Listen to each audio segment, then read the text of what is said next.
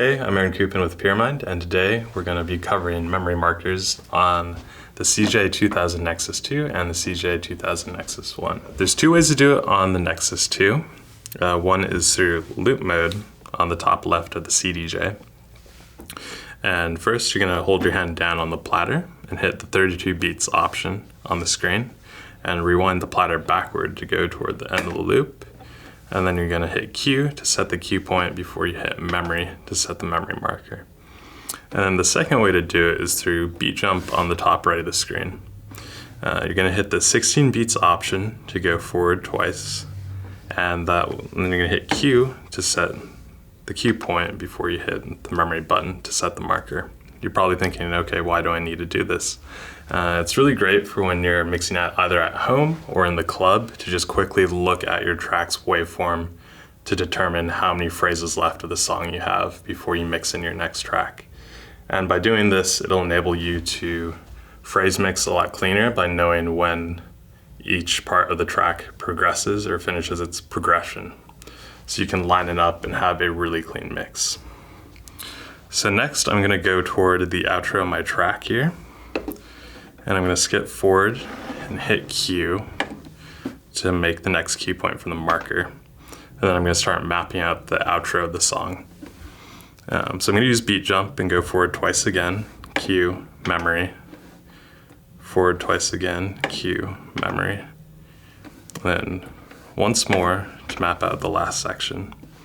And then I have my whole track mapped out. And now that we're on to the 2000 Nexus 1, I'll be showing you how to mark out your phrases using loop mode, which is one of the few ways you can do it on the previous generation hardware.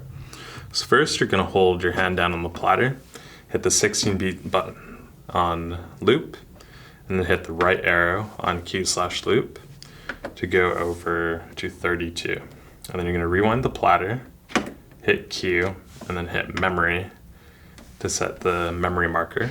And then we're going to do that again to mark out our intro.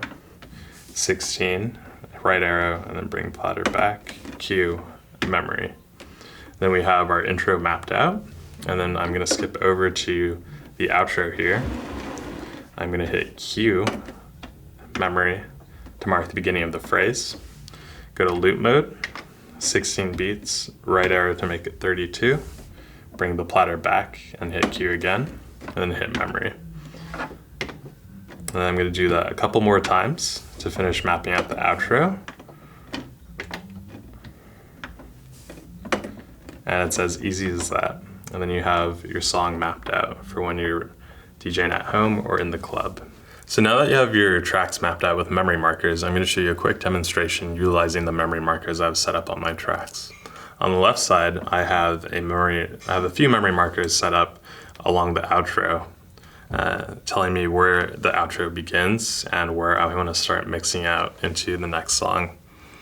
So I'm going to let this track play a bit. Then right here I have a memory marker showing me where the outro is. And on the next memory marker, I have that memory marker set up so I know I can start playing my other track and just start mixing in there.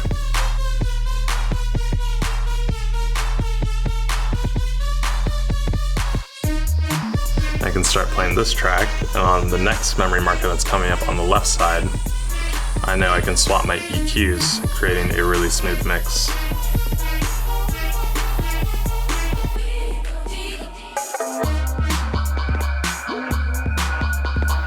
And then on the right side, I have another memory marker right before the breakdown telling me that I can cut the volume of the other track and effectively finish mixing out of the previous track as I get to the next one.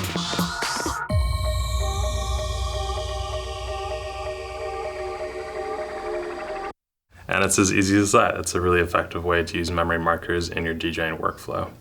I'm Aaron Kuppin, and I'm a Pyramind mentor. If you're interested in booking me for DJ lessons, check out the link below in the description. If you're a music producer, subscribe to our channel and stay up to date on the latest Pyramind tutorial videos, track breakdowns, elite sessions, and more. Visit us at pyramind.com.